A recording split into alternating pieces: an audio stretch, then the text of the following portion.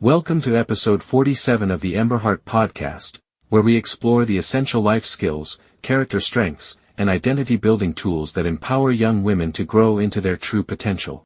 In today's episode, we are diving into the power of presence.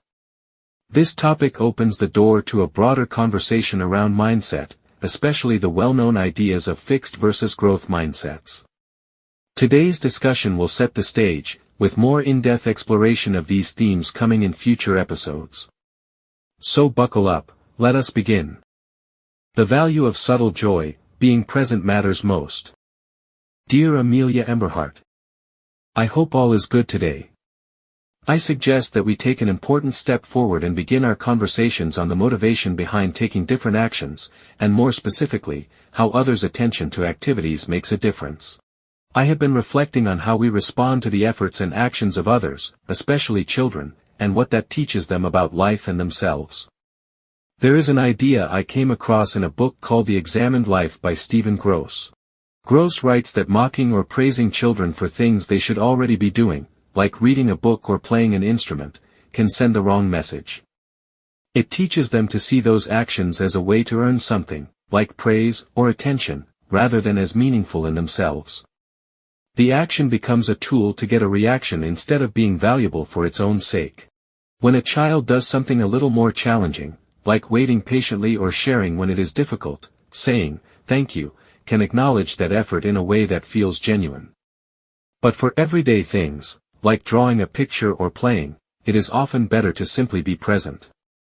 You might say, "That picture has a lot of blue in it," rather than, "Good girl."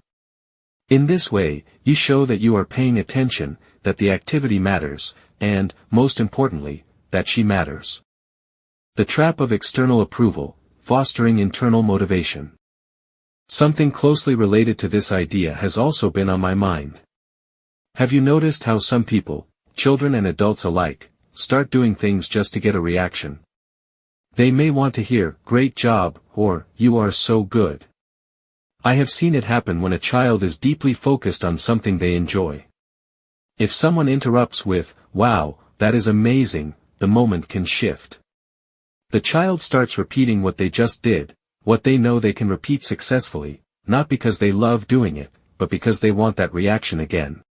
In these moments, internal motivation can fade. The activity becomes less about the joy of doing it and more about earning approval.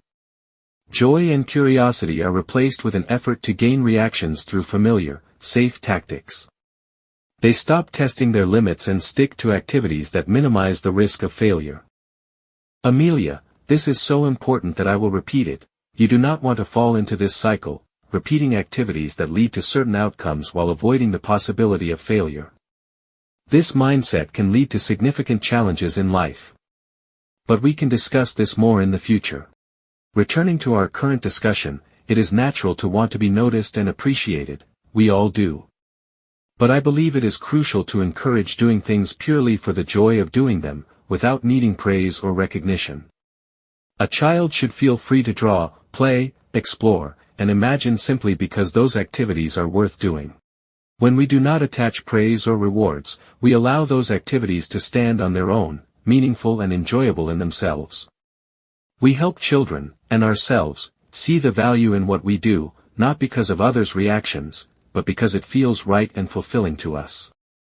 The power of presence, valuing actions for their own sake. One of the most powerful things we can do is to simply be present. When you watch your sisters playing or drawing, try this. Instead of saying, "Good job," just notice what they are doing. Ask about their ideas. Let them explain what they are creating or imagining. Show them that their thoughts and actions matter, not because of what you think of them, but because they are theirs. I believe this is a bigger topic we must explore in more depth, but those conversations can wait. My dear Amelia, continue doing what you love, not to gain attention, but to let your heart and mind shine. In your quiet focus and genuine joy, you teach us more than words ever could. This is your moment.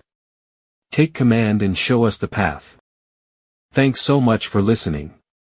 If you enjoyed this episode, be sure to join the conversation over on Instagram at Emberhartco. We'd love to hear your thoughts, insights, and how you're applying these ideas in your own life. Let's continue the discussion.